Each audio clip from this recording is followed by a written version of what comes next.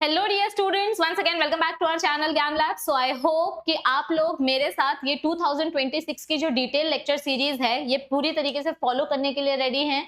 आज मैं लेकर आई हूँ chapter 1 reproduction in lower and higher plants वाले चैप्टर का सेकंड वीडियो। आज के वीडियो में हम बात करेंगे सेक्सुअल रिप्रोडक्शन इन प्लांट्स के बारे में, जो कि बहुत ही इंपॉर्टेंट टॉपिक है क्योंकि इस टॉपिक में से आपको डेफिनेटली क्वेश्चंस पूछे जा सकते हैं, या तो एमसीक्यू के फॉर्म में या तो ब्रीफ आंसर के फॉर्म में। तो चलो ये टॉपिक साथ में पढ़ते हैं। अब सेक्सुअल रिप्रोडक्शन की जब मैं बात करती हूँ तो सेक्सुअल रिप्रोडक्शन को समझने से पहले आपको एक चीज ये समझनी पड़ेगी कि प्लांट्स में सेक्सुअल रिप्रोडक्शन 3 अलग अलग स्टेजेस में होता है। सबसे पहली बात तो हम प्लांट के लाइफ साइकिल के बारे में पढ़ते हैं। चाहे प्लांट हो चाहे एनिमल हो, जो भी ऑर्गेनिज्म है उसके 3 अलग अलग फेजेस होते हैं। एक ऑर्गेनिज्म, एक लिविंग ऑर्गेनिज्म के लाइफ के 3 अलग अलग फेजेस होते हैं जो सेक्सुअली रिप्रोड्यूस करते हैं। पहला फेज होता है जुवेनाइल फेज। जुवेनाइल फेज यानी कि नॉन रिप्रोडक्टिव फेज। इस फेज में हमारा प्लांट रेडी नहीं है रिप्रोडक्शन करने के लिए, क्योंकि यहाँ पर अभी तक फ्लावर प्रोड्यूस नहीं हुआ है, यानी कि गैमेट्स प्रोड्यूस नहीं हुए हैं। That is juvenile phase. Second phase आता है रिप्रोडक्टिव फेज, यानी कि प्लांट में फ्लावर प्रोड्यूस हो चुका है, प्लांट में एंड्रोशियम गाइनोशियम आ चुके हैं, गैमेट्स आ चुके हैं, तो अब फर्टिलाइजेशन करने के लिए ये रेडी है। और तीसरा फेज होता है सेनेसेंस फेज, जिसको हम एजिंग फेज के नाम से भी बोल सकते हैं, यानी कि अब प्लांट की उम्र हो चुकी है and now it will start declining. तो यहाँ पर हम इस फेज के बारे में पढ़ने वाले हैं, इसके रिप्रोडक्टिव फेज के बारे में पढ़ने वाले हैं। लेकिन जब मैं रिप्रोडक्शन की बात करती हूँ तो यहाँ पर भी मुझे 3 अलग अलग स्टेजेस देखने को मिलते हैं। सबसे पहला स्टेज होता है प्री फर्टिलाइजेशन स्टेज। अब अगर मैं एक सिंपल सा एग्जांपल दूं तो एग्जाम में जब आप जाते हो, जब आप बोर्ड एग्जाम्स देते हो, जैसे 10th स्टैंडर्ड का आपने बोर्ड एग्जाम अपीयर किया होगा, तो क्वेश्चन पेपर मिलने से पहले आपको आंसर पेपर मिल जाता है और उसमें आप अपनी सारी डिटेल्स भरते हो। आपका हॉल टिकट नंबर, आपका नाम, आपके नाम नहीं भरते अपन, हॉल टिकट नंबर भरते हैं, फिर उसको वर्ड्स में लिखते हैं, अल्फाबेट्स में लिखते हैं, पेपर कोड डालते हैं, पेपर सब्जेक्ट नंबर लिखते हैं, एटसेट्रा एटसेट्रा। तो ये सारी आपकी एग्जाम डिटेल्स होती है। उसके बाद आप अपना पेपर लिखना स्टार्ट करते हो। तो एक्चुअल पेपर लिखने से पहले जो तामझाम होता है उसको बोलते हैं बिफोर पेपर, यानी कि it is a pre requisite stage. तो यहाँ पर हमको फर्टिलाइजेशन करना है। फर्टिलाइजेशन किसके बीच में होगा? गैमेट्स के बीच में होगा, लेकिन गैमेट्स होने भी तो चाहिए। तो फर्टिलाइजेशन करने से पहले जो स्टेज होता है that is pre fertilization. Pre fertilization के स्टेज में हम गैमेट्स बनाते हैं। उस प्रोसेस को बोलते हैं गैमेटोजेनेसिस। जेनेसिस वर्ड का मतलब होता है फॉर्मेशन। क्या फॉर्म कर रहे हैं हम यहाँ पर? गैमेट्स फॉर्म कर रहे हैं। चलो, मेल ऑर्गन ने मेल गैमेट्स बनाया, फीमेल ऑर्गन ने फीमेल गैमेट बनाया। अब दोनों अपना अपना गैमेट अपने पास छुपा के नहीं रखेंगे, ये दोनों ऑर्गन्स अपने अपने गैमेट्स को ट्रांसफर करेंगे, जिसे हम बोलते हैं पॉलिनेशन। तो दूसरा स्टेप होता है पॉलिनेशन। प्री फर्टिलाइजेशन का पहला स्टेप है गैमेट फॉर्मेशन, दूसरा स्टेप है पॉलिनेशन, यानी कि गैमेट को ट्रांसफर करना। अब इसके बाद आता है फर्टिलाइजेशन स्टेज। फर्टिलाइजेशन स्टेज में हमें क्या देखने मिलता है? फर्टिलाइजेशन 2 तरीके का हो सकता है, internal fertilization, external fertilization. Internal fertilization में क्या होता है? फीमेल के ऑर्गन के अंदर यानी ओवरी के अंदर मेल गैमेट जाएगा और अपना फर्टिलाइजेशन करेगा। कुछ कुछ एनिमल्स में ऐसा होता है कि मेल अपना गैमेट छोड़ देता है पानी में, फीमेल अपना गैमेट छोड़ देती है पानी में, और दोनों के गैमेट स्विम कर करके कभी गलती से अगर मिल गए तो फर्टिलाइजेशन होगा। That is external fertilization. लेकिन इंटरनल फर्टिलाइजेशन में मेल गैमेट हमेशा फीमेल की बॉडी के अंदर जाएगा। That is internal fertilization. और फर्टिलाइजेशन होने के बाद, यानी कि जब आपका मेल गैमेट और फीमेल गैमेट एक साथ फ्यूज हो चुका है, तो अब हमारा जाइगोट फॉर्म होगा, और जाइगोट फॉर्मेशन को हम बोलते हैं पोस्ट फर्टिलाइजेशन, यानी फर्टिलाइजेशन होने के बाद वाला स्टेज। जाइगोट बनेगा, जाइगोट डेवलप होकर एम्ब्रियो बनेगा, एम्ब्रियो से आगे जाके हमको सीड मिलेगी, सीड से आगे जाके हमको नया प्लांट मिलेगा। ये देखो, सीडलिंग मिलेगा और नया प्लांट मिलेगा। So these are our stages of reproduction. तो अब एक्चुअल रिप्रोडक्शन की थ्योरी में क्या दिया है देखते हैं। Sexual reproduction it involve fusion of 2 compatible gametes. मैंने आपको लास्ट लेक्चर में कंपैटिबल वर्ड का एग्जांपल बताया था, मीनिंग समझाया था मोबाइल चार्जर का एग्जांपल देकर। जैसे हर एक ताले की एक सेपरेट चाबी होती है, हर एक मोबाइल का एक सेपरेट चार्जर होता है, वैसे ही हर एक स्पीशीज के गैमेट्स एक दूसरे के साथ अगर कंपैटिबल होंगे तो ही उनके बीच में फर्टिलाइजेशन होगा। अगर वो स्पीशीज कंपैटिबल नहीं है तो there will be no fertilization. So यहाँ पर हमें सेक्सुअल रिप्रोडक्शन के बारे में क्या बताया गया है? It involves fusion of 2 compatible gametes और sex cells and all organisms reach to their maturity. यानी कि ये ऑर्गेनिजम्स जुवेनाइल फेज में नहीं होने चाहिए, ये रिप्रोडक्टिव फेज में होने चाहिए, मैच्योरिटी फेज में होने चाहिए, तभी ये रिप्रोड्यूस कर पाएंगे। प्लांट के 3 अलग अलग फेजेस के बारे में मैंने आपको अभी बताया। जुवेनाइल फेज यानी कि यंग फेज, यानी कि फ्लावर प्रोड्यूस नहीं हुआ है। और जुवेनाइल फेज कब खत्म होता है? जब फ्लावर प्रोड्यूस होता है, यानी फ्लावर बनते ही हमें पता चल जाता है कि प्लांट का रिप्रोडक्टिव फेज चालू हो चुका है। तो प्लांट में जुवेनाइल फेज खत्म हो चुका है, या ऐसा बोल सकते हैं कि वेजिटेटिव फेज जो है ये शुरू हो चुका है, या रिप्रोडक्टिव फेज शुरू हो चुका है। ये कैसे पता चलता है? By the time of flowering. जब प्लांट में फ्लावर आ जाता है तब पता चल जाता है now the plant is ready for sexual reproduction, क्योंकि अब उसमें एंड्रोशियम गाइनोशियम बनना स्टार्ट हो जाएंगे। The flower is a specialized structure of a plant, क्योंकि फ्लावर के पास ही रिप्रोडक्टिव ऑर्गन्स होते हैं। जिस प्लांट में फ्लावर नहीं होता है यूजुअली वो प्लांट असेक्सुअल रिप्रोडक्शन दिखाता है, यानी कि जिम्नोस्पर्म्स वाली कैटेगरी को बिलोंग करता है। तो flower is a very special structure of a plant, क्योंकि फ्लावर के मदद से ही सेक्सुअल रिप्रोडक्शन होता है। फ्लावर का मेन फंक्शन क्या है? The function of the flower is to produce haploid gametes and to ensure that fertilization will take place. जो मैंने अभी आपको बोला कि फ्लावर के पास रिप्रोडक्टिव ऑर्गन होता है और यही रिप्रोडक्टिव ऑर्गन गैमेट्स बनाता है, और गैमेट्स की मदद से हम फर्टिलाइजेशन करते हैं। अगर मैं टिपिकल फ्लावर की बात करूं तो ये आपने ऑलरेडी क्लास 11th में पढ़ा हुआ है। टिपिकल फ्लावर के पास 4 अलग अलग डिफरेंट पार्ट्स होते हैं, 4 डिफरेंट वर्ल्स। वर्ल्स मतलब क्या होते हैं? पार्ट्स। तो एक फ्लावर के 4 अलग अलग पार्ट्स होते हैं। एक है कैलिक्स, दूसरा कोरोला, तीसरा एंड्रोशियम, यहाँ पर कॉमा आएगा, और चौथा गाइनोशियम। ये 4 अलग अलग पार्ट्स का अलग अलग फंक्शन होता है। अभी जैसे यहाँ पर अगर हम डायग्राम देखें तो हमारा फ्लावर जो है इसका जो सेपल है इसी को हम बोलते हैं कैलिक्स। ये हमारा जो पेटल है इसको हम बोलते हैं Corolla. Now calyx and Corolla ये दोनों पार्ट हमारे फ्लावर का एक्सेसरी वॉल है, यानी कि इसका डायरेक्ट रिप्रोडक्शन में कुछ रोल नहीं है, लेकिन ये फ्लावर को प्रोटेक्शन देता है। हमारा जो सेपल है, जब हमारा फ्लावर बड कंडीशन में होगा, कली के फॉर्म में होगा, तो ये सेपल हमारे फ्लावर को फोटोसिंथेसिस करके खाना प्रोवाइड करेगा, प्रोटेक्शन प्रोवाइड करेगा अंदर के पेटल्स को। और ये जो पेटल है ये इंसेक्ट को अट्रैक्ट करने में हेल्प करता है। और अगर आप बिजनेस पॉइंट ऑफ व्यू से देख रहे हो तो कलरफुल फ्लावर्स की हमेशा ही मार्केट में डिमांड होती है, तो इकोनॉमी के लिए भी अच्छे होते हैं। और ये इंटरनल ऑर्गन्स को प्रोटेक्ट करते हैं। पेटल्स का 3 फंक्शन बोला मैंने, they attract insect, they give you good economy and they protect inner organs, यानी कि ये असेंशियल वर्ल्स को प्रोटेक्ट करते हैं। तो जिनका डायरेक्ट कुछ फंक्शन नहीं होता रिप्रोडक्शन में उनको हम बोलते हैं एक्सेसरी वर्ल। और जो पार्ट्स बहुत इंपॉर्टेंट है रिप्रोडक्शन करने के लिए that is androecium and gynoecium. ये गाइनोशियम है, कार्पल को हम गाइनोशियम बोलते हैं यानी कि फीमेल रिप्रोडक्टिव ऑर्गन, और ये मेरा एंड्रोशियम है यानी कि मेल रिप्रोडक्टिव ऑर्गन। इन दोनों को मिलाकर हम बोल सकते हैं these are are essential whorls. ये हमारे क्या है? असेंशियल वॉल्स हैं, क्योंकि एंड्रोशियम के पास मेल गैमेट है, एंथर के अंदर होगा पोलन ग्रेन, और यहाँ पर जो हमारा कार्पल है, कार्पल के पास फीमेल गैमेट है यानी ओवरी के अंदर होगा ओव्यूल के अंदर होगा egg cell. So these are our essential whorls. बिना एंड्रोशियम और गाइनोशियम के सेक्सुअल रिप्रोडक्शन हो ही नहीं सकता। मतलब जरूरी नहीं है कि हर फ्लावर में एंड्रोशियम गाइनोशियम दोनों होना चाहिए, हर एक फ्लावर बाइसेक्सुअल नहीं होता है, लेकिन दोनों में से कोई एक तो होना चाहिए, मतलब कुछ तो गैमेट होना चाहिए। That is why it is important. So these are essential whorls of the flower, these are accessory whorls of the flower. अब इसी फ्लावर को ध्यान में रखते हुए आपको ये डायग्राम लेबल करना है। दिस इज योर होमवर्क, ठीक है। चलो पीछे जाते हैं, थोड़ी और थ्योरी पढ़ते हैं जो मैंने आपको ऑलरेडी बताई है। सेक्सुअल रिप्रोडक्शन 2 या 3 इवेंट्स आप बोल सकते हो, ये 2 मेजर इवेंट्स में होता है। सबसे पहला तो मियोसिस। मियोसिस मतलब मैंने आपको क्या बोला? Formation of gamete. 11वीं में आपने पढ़ा था, 11th स्टैंडर्ड में सेल डिवीजन चैप्टर आपने पढ़ा है। अगर किसी ने सेल डिवीजन चैप्टर नहीं पढ़ा है तो मैं इसे हाथ जोड़ के रिक्वेस्ट करती हूँ, प्लीज सेल डिवीजन चैप्टर पढ़ो। उसका जो माइटोसिस और मियोसिस का कॉन्सेप्ट है वो आपको आना चाहिए, नहीं तो आपको 12th स्टैंडर्ड के स्टार्टिंग के 4 चैप्टर्स कुछ भी समझ में नहीं आएंगे। सो सेक्सुअल रिप्रोडक्शन करने से पहले गैमेट्स बनाना पड़ता है, और गैमेट्स कैसे बनते हैं? मियोसिस प्रोसेस से। तो पहले हम मियोसिस करते हैं और उसके बाद हम गैमेट्स का फ्यूजन करते हैं ताकि हमें जाइगोट मिल सके। जैसे ही जाइगोट मिल जाएगा हम बोलेंगे कि हमें जेनेटिकली डिसिमिलर ऑफस्प्रिंग मिल चुका है, क्योंकि यहाँ पर मेल गैमेट और फीमेल गैमेट का फ्यूजन हुआ है।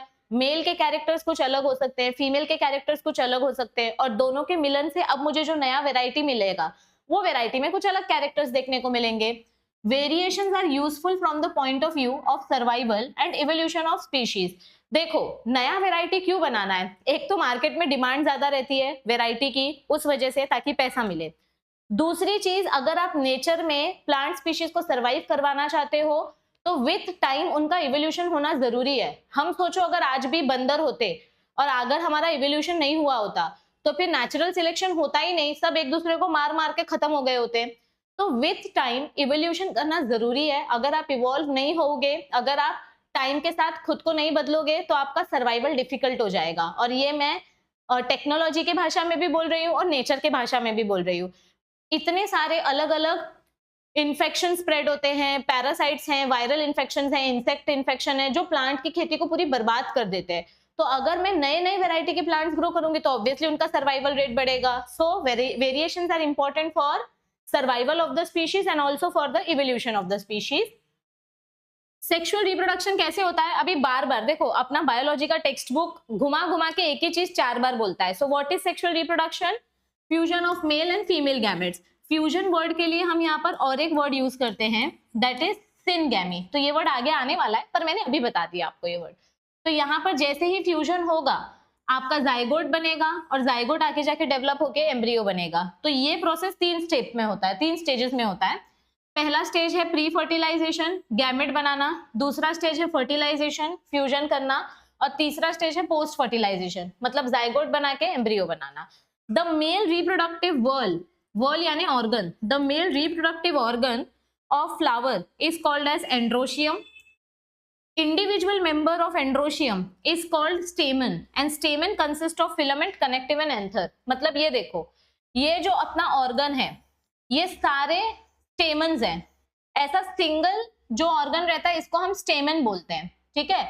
लेकिन अगर ऐसे बहुत सारे स्टेमन प्रेजेंट है, इफ वी हैव बहुत सारे स्टेमन टुगेदर, तो ये सारे स्टेमन को मिलाकर एक साथ एंड्रोशियम बोलेंगे, ठीक है। अगर मैं एक सिंगल स्टेमन की स्टडी करूं तो ये सिंगल स्टेमन के पास क्या क्या प्रेजेंट है? इसके पास टॉप पोजीशन पे होगा एंथर, यहाँ पे होगा फिलामेंट और यहाँ पर बीच में ये देखो ये एंथर है, ये फिलामेंट है और यहाँ बीच में कनेक्टिव टिश्यू प्रेजेंट होता है जिसके बारे में हम अभी पढ़ने वाले हैं। अब ये देखो इस बॉक्स में क्या दिया है, मैंने आपको बहुत बार बोला है कभी भी बायोलॉजी के कलरफुल बॉक्सेस को ऑप्शन में नहीं रखना है। तो अब इस बॉक्स में क्या दिया है, diploid sporophyte is predominant plant body in all angiosperms. मतलब जब हमारा प्लांट इमेच्योर होता है तो हमारे सारे के सारे सेल्स डिप्लॉयड फॉर्म में होते हैं। When our plant is immature, मतलब जब हमारा प्लांट जुवेनाइल फेज में होता है तो उसके सारे के सारे सेल्स डिप्लॉयड स्टेज में होते हैं। तो दिस इज प्रिडोमिनेंट स्टेज। लेकिन जैसे ही इसमें मियोसिस चालू होगा वैसे ही गैमेट्स बनना स्टार्ट हो जाएंगे और गैमेट्स हमेशा कैसे होते हैं, हैप्लॉइड स्टेज में होते हैं। तो जैसे ही मियोसिस चालू होता है पहले गैमेटोफाइट बनेगा और फिर गैमेट बनेगा। सो गैमेटोफाइट के अंदर गैमेट्स बनता है। ये वर्ड का मतलब लिख के लो, गैमेटोफाइट मतलब गैमेट बनाने वाला स्ट्रक्चर। गैमेटोफाइट के अंदर गैमेट्स प्रेजेंट होते हैं, ओके। गैमेटोफाइट के अंदर हमारे गैमेट्स प्रेजेंट होते हैं। अब देखो स्ट्रक्चर ऑफ एंथर के बारे में क्या बताया है, थोड़ा सा डिटेल है, अच्छे से पढ़ते हैं तो आपको अच्छे से समझ में आएगा। माइक्रोस्पोरोजेनेसिस, माइक्रोस्पोरोजेनेसिस मतलब क्या होता है कि हमें जो माइक्रोस्पोर मदर सेल मिला है वो माइक्रोस्पोर मदर सेल से अब हमको डॉटर सेल्स मिलने वाले हैं, यानी पोलन ग्रेन्स मिलने वाले हैं। ये देखो मैं आपको सीधा दिखा देती हूँ डायग्राम। ये अपना एंथर है, एंथर के पास यहाँ पर माइक्रोस्पोर मदर सेल है। माइक्रोस्पोर मदर सेल मियोसिस करेगा या मियोसिस करेगी और मियोसिस करके हमको 4 पोलन ग्रेन्स देंगे। तो ये 4 पोलन ग्रेन्स को बोलते हैं पोलन टेट्राड। यहाँ पर आपको 4 पोलन ग्रेन्स मिलते हैं इसीलिए इसको हम बोलते हैं पोलन टेट्राड। कहाँ से मिले ये 4 पोलन ग्रेन्स? मदर सेल से मिले। कौन से मदर सेल से? माइक्रोस्पोर मदर सेल से। तो ये जो माइक्रोस्पोर बनाने वाला प्रोसेस है इसी प्रोसेस को बोलते हैं माइक्रोस्पोरोजेनेसिस। तो माइक्रोस्पोर मदर सेल मियोसिस करके हमको 4 पोलन ग्रेन्स देते हैं, they form tetrad. Tetrad means 4 pollen grains. Pollen grains का ही दूसरा नाम माइक्रोस्पोर है, इसीलिए कंफ्यूज मत हो जाओ। मैं आपको इसका और एक नाम बता देती हूँ ताकि आपको आगे कंफ्यूजन ना हो। माइक्रोस्पोर को ही पोलन ग्रेन बोलते हैं और पोलन ग्रेन का ही दूसरा नाम है मेल गैमेटोफाइट, क्योंकि इसके अंदर मेल गैमेट्स बनने वाले हैं। तो माइक्रोस्पोर का दूसरा नाम है पोलन ग्रेन, पोलन ग्रेन का दूसरा नाम है मेल गैमेटोफाइट। अब अगर आप ध्यान से इस माइक्रोस्पोर को देखो या फिर इस माइक्रोस्पोर को देखो, ये इसमें से मैंने एक माइक्रोस्पोर निकाला है, ऐसे हर एक माइक्रोस्पोर का स्ट्रक्चर होता है। तो इस माइक्रोस्पोर के पास ना ही पैर है ना ही इसके पास कोई टेल है। ये माइक्रोस्पोर स्विम करके नहीं जा सकता, ये खुद से चल के नहीं जा सकता। तो दिखने में ये माइक्रोस्पोर कैसा होता है? नॉन मोटाइल होता है, हैप्लॉइड है, क्योंकि मियोसिस हो चुका है ना, यहाँ पर मियोसिस हमने कंप्लीट कर लिया। पहले ये सेल डिप्लॉइड था, मियोसिस करने के बाद अब ये चारों सेल्स हैप्लॉइड है। सो ये सेल्स कैसे होंगे? हैप्लॉइड होंगे, यूनिसेलुलर होंगे, और इन सबके पास सिंगल सिंगल न्यूक्लियस प्रेजेंट होगा। अब ये माइक्रोस्पोर का जो स्ट्रक्चर है, इसके पास आउटर प्रोटेक्शन के लिए दो लेयर प्रेजेंट होती है, एक ये काली वाली लेयर और एक ये रेड वाली लेयर। इन दोनों लेयर को मिलाकर हम बोलते हैं स्पोरोडर्म। ये स्पोरोडर्म किससे बनी है? जो सबसे बाहर की लेयर है उसको बोलते हैं एक्साइन। ये देखो, ये जो सबसे बाहर वाली लेयर है ना, इसको बोलते हैं एक्साइन। अब एक्साइन के क्या क्या फंक्शंस है और क्या क्या इंपॉर्टेंट इसके प्रॉपर्टीज हमको बताए गए हैं। It is the outer membrane. ये बहुत ही ज्यादा कॉम्प्लेक्स नॉन बायोडिग्रेडेबल सब्सटेंस से बनती है, और उस नॉन बायोडिग्रेडेबल सब्सटेंस का नाम क्या है? स्पोरोपोलेनिन। ये एक ऐसा केमिकल सब्सटेंस है जिसके ऊपर ना तो किसी केमिकल का असर होता है, ना कोई एंजाइम इसको तोड़ सकता है, मतलब it is very resistant. Pollen grain की जो सबसे बाहर की लेयर होती है ना, ये लेयर सबसे ज्यादा टफ होती है, इस लेयर को तोड़ना बहुत मुश्किल है। ये लेयर रेजिस्टेंट होती है। क्यों? क्योंकि ये किससे बनती है? स्पोरोपोलेनिन से बनती है। स्पोरोपोलेनिन इजीली डिग्रेड नहीं होता। तो ये केमिकल का नाम याद रखो, ये आपको सीईटी में पूछा जाता है। नेक्स्ट क्या बोला गया है कि आपके स्पीशीज के ऊपर डिपेंड करता है, it depends on the species, कि हमारा पोलन ग्रेन का स्ट्रक्चर स्मूथ रहेगा या फिर स्कल्पचर्ड रहेगा। कुछ कुछ पोलन ग्रेन्स ऐसे होते हैं जिनका आउटर लेयर ऐसा थोड़ा सा स्पाइनी होता है, थोड़ा कांटे कांटे जैसा रफ होता है, इसको बोलते हैं स्कल्पचर्ड लेयर। और कुछ कुछ पोलन ग्रेन्स ऐसे होते हैं जिसका आउटर मेम्ब्रेन काफी स्मूथ होता है। तो ये स्पीशीज टू स्पीशीज डिपेंड करता है। अब चौथा पॉइंट क्या बोला गया है? थिन और absence of exine shows germ pore. हमारा ये जो पोलन ग्रेन का स्ट्रक्चर है, ये जो माइक्रोस्पोर का स्ट्रक्चर है, बीच बीच में ऐसा होता है कि पोलन ग्रेन गायब हो जाती, मतलब सॉरी एक्साइन मेम्ब्रेन गायब हो जाती है। ये देखो, यहाँ पे एक्साइन मेम्ब्रेन गायब हो गई। अपने टेक्स्ट बुक का डायग्राम देखो, यहाँ पर एक्साइन मेम्ब्रेन एकदम पतली हो गई है या गायब हो गई है। यहाँ पे भी एक्साइन मेम्ब्रेन नहीं है, यहाँ पर भी एक्साइन मेम्ब्रेन नहीं है। तो जहां पे एक्साइन मेम्ब्रेन एकदम पतली हो जाती है या गायब हो जाती है, उस पार्ट को हम बोलते हैं जर्म पोर। या जहां पे एक्साइन मेम्ब्रेन नहीं होती है, इस पार्ट को बोलते हैं जर्म पोर। जर्म पोर का क्या फंक्शन है मैम? आगे जाकर इसी जर्म पोर से हमारा पोलन ट्यूब निकलने वाला है। जब आपका पॉलिनेशन होगा, जब जर्मिनेशन होगा, ये देखो मैं आपको एक वीडियो दिखाती हूँ, हाँ, डबल फर्टिलाइजेशन का वीडियो। ये देखो, जब हमारा पोलन ग्रेन निकलेगा एंथर से, तो ये हो गया पॉलिनेशन। पॉलिनेशन करने के बाद ये पोलन ग्रेन स्टिग्मा पे बैठेगा। देखो, यहां से ये जो पोलन ट्यूब निकल रही है, ये पोलन ट्यूब यहीं से क्यों निकलती है? क्योंकि वहां पे एक्साइन मेम्ब्रेन एब्सेंट थी। जहां पे एक्साइन मेम्ब्रेन एब्सेंट रहती है, उस लोकेशन को बोलते हैं जर्म पोर। क्या बोलते हैं उस लोकेशन को? जर्म पोर। और जर्म पोर से ही आगे जाके पोलन ट्यूब निकलती है। तो ये हमने एक्साइन के बारे में पढ़ा, जर्म पोर के बारे में पढ़ा। अब ये जो अंदर वाली लेयर है इंटाइन, इसके बारे में हमें क्या पता है कि ये कौन से शुगर से बनती है? सेल्यूलोज और पेक्टिन से बनती है। कंपैरेटिवली थोड़ी कम स्ट्रॉन्ग होती है, बट वैसे देखा जाए तो it is also sufficiently strong.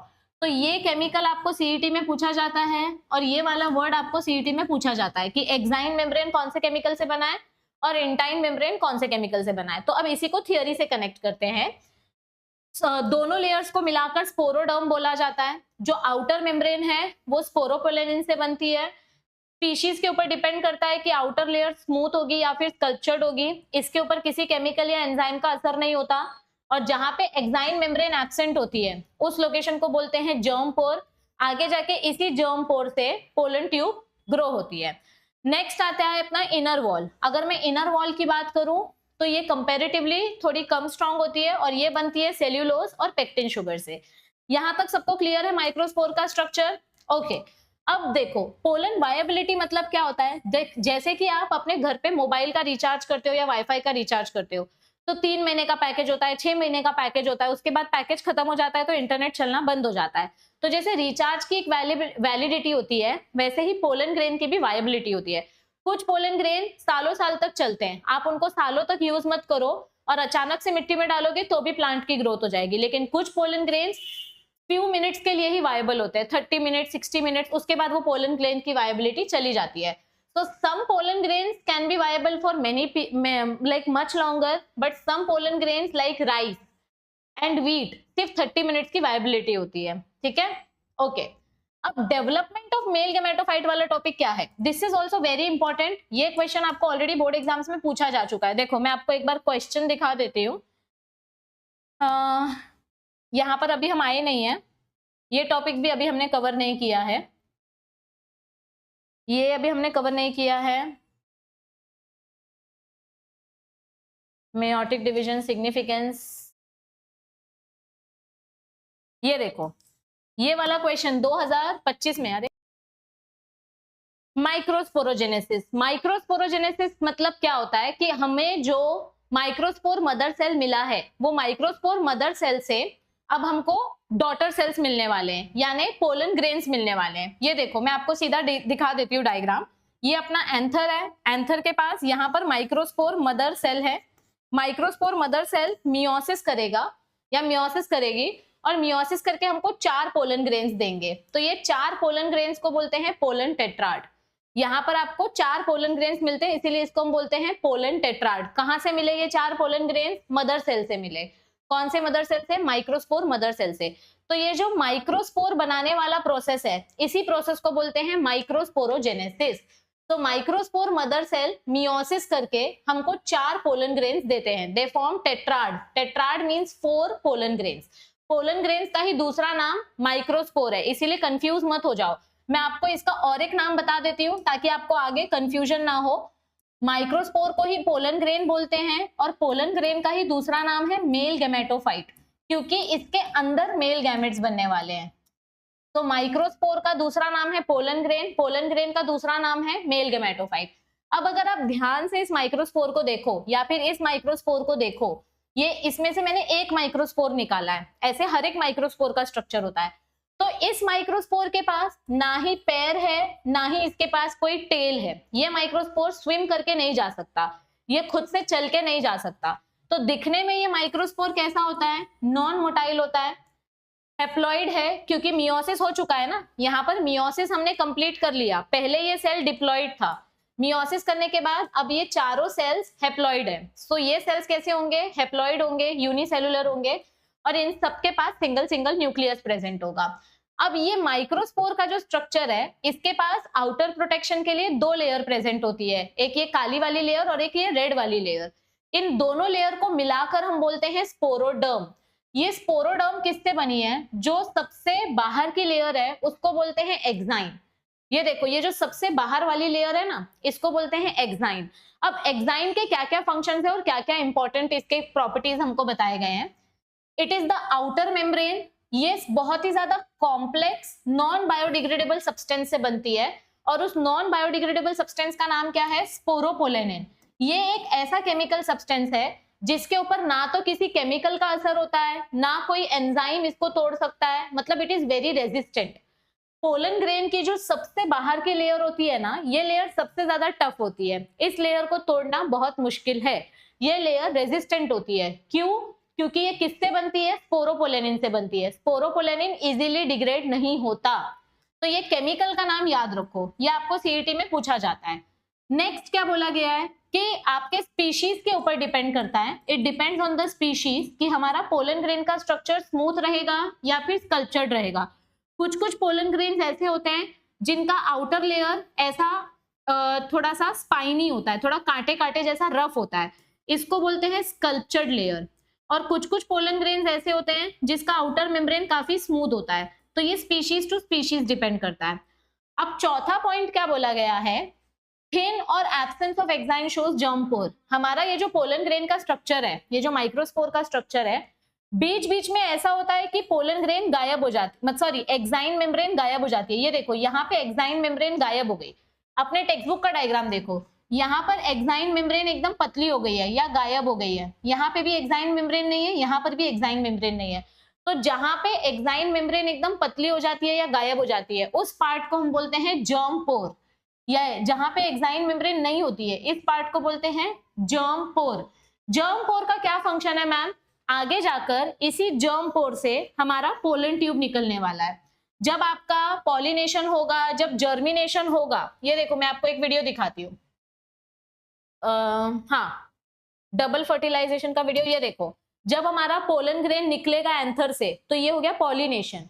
Pollination करने के बाद ये पोलन ग्रेन स्टिग्मा पे बैठेगा।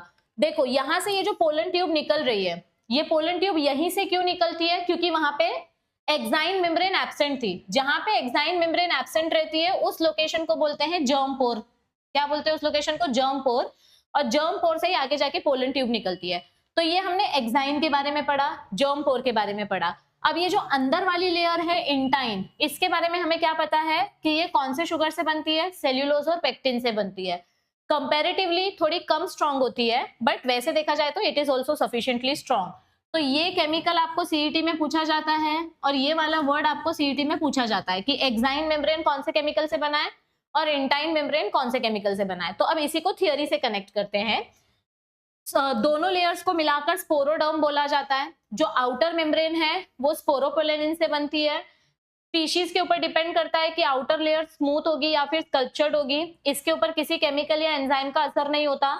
और जहां पे एक्साइन मेम्ब्रेन एब्सेंट होती है उस लोकेशन को बोलते हैं जर्म पोर। आगे जाके इसी जर्म पोर से पोलन ट्यूब ग्रो होती है।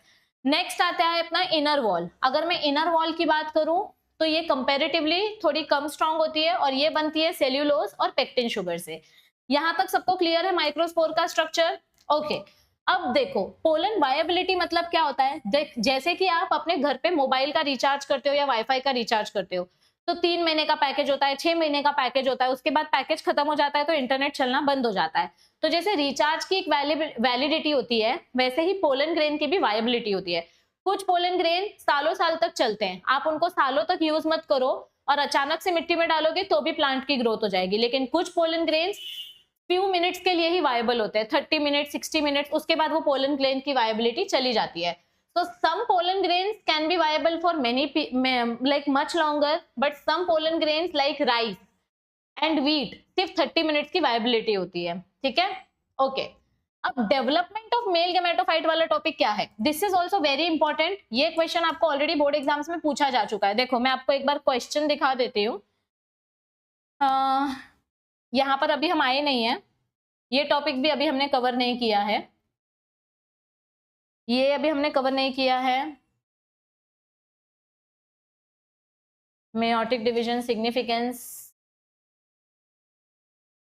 ये देखो ये वाला क्वेश्चन 2025 में। अरे हाँ, ये देखो ये वाला जो क्वेश्चन है, explain two celled stage of pollen grain in angiosperm. ये एक्चुअली इनडायरेक्ट क्वेश्चन है। ये 2025 का लेटेस्ट पीवाईक्यू है, इसी साल बोर्ड एग्जाम में आया था।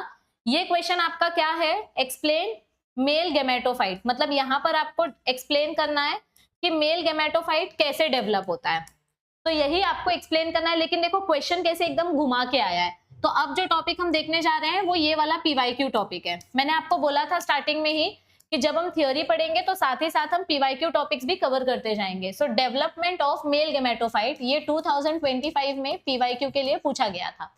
अब यहाँ पर क्या बोला है, देखो मैंने क्या बोला कि हमको एक एंथर से बहुत सारे पोलन ग्रेन्स मिलते हैं। ये मेरे पोलन ग्रेन्स है। अब इसमें से मैं सिंगल पोलन ग्रेन का डेवलपमेंट पढ़ने जा रही हूँ। मतलब ये मेरा सिंगल पोलन ग्रेन है।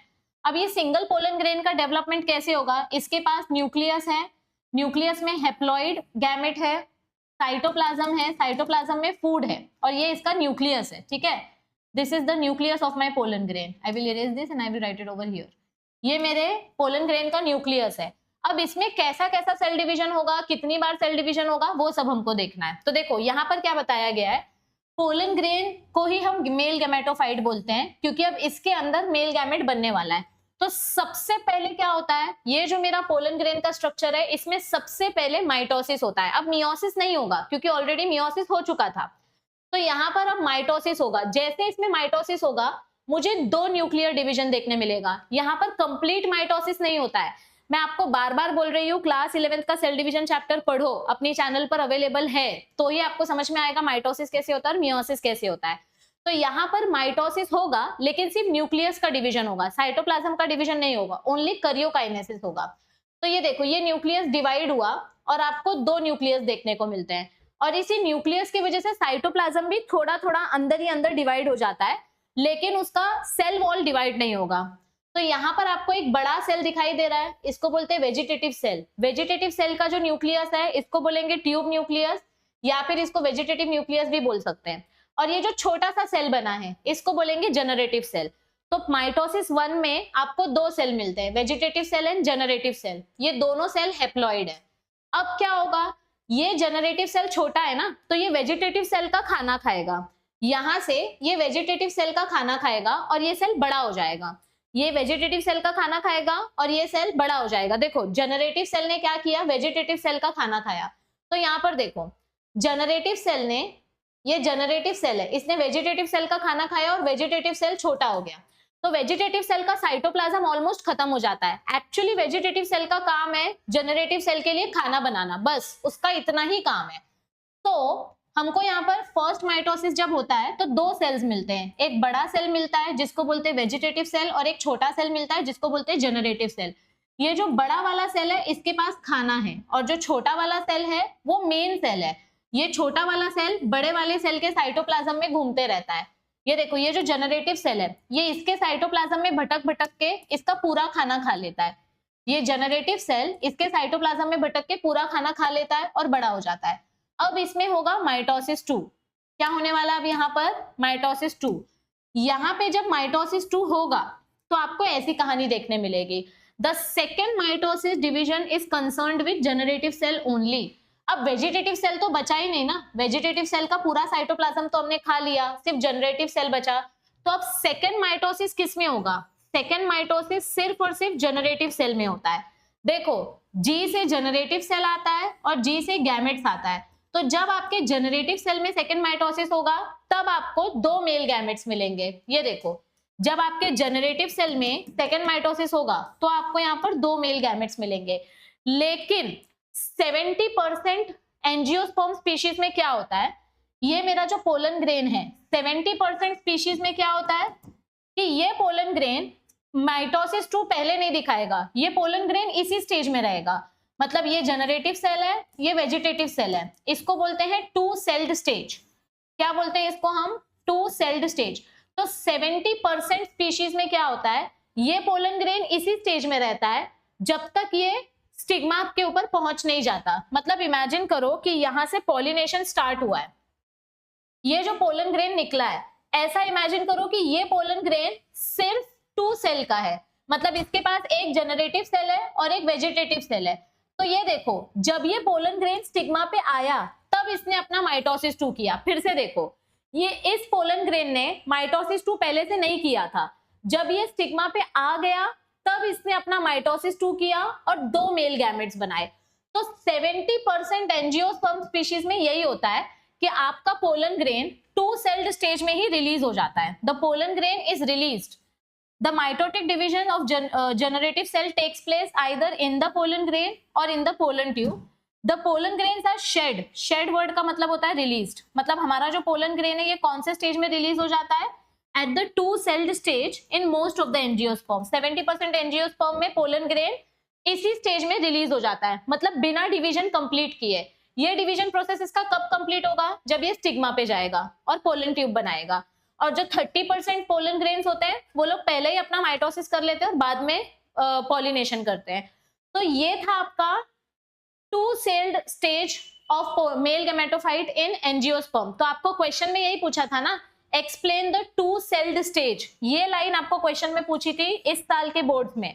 तो ऐसे घुमा घुमा के आपको क्वेश्चंस पूछे जाते हैं। अब यहाँ पर मैं एक एमसीक्यू लेकर आई हूँ, सीईटी वाले जो बच्चे देख रहे हैं उनको एक आइडिया मिलने के लिए। क्वेश्चन क्या दिया गया है, 20 microspore mother cell produces how many male gametophyte. अब मैं चाहती हूं कि इसको आप लोग खुद सॉल्व करो और इसका सॉल्यूशन मैं आपको नेक्स्ट लेक्चर में बताऊं, क्योंकि मुझे पता चलेगा कि आपको टॉपिक समझा कि नहीं समझा। मैं आपको एक हिंट दे देती हूँ। क्या हिंट है मैम यहाँ पर, देखो इसके हिंट में क्या दे रही हूँ, आंसर 80 है कि 160 है कि 800 है, कुछ भी हो सकता है। हिंट क्या दे रही हूँ, चलो मैं आंसर का ही हिंट दे देती हूँ। आंसर 80 है, लेकिन कैसे आया ये आपको नीचे कमेंट में बताना है।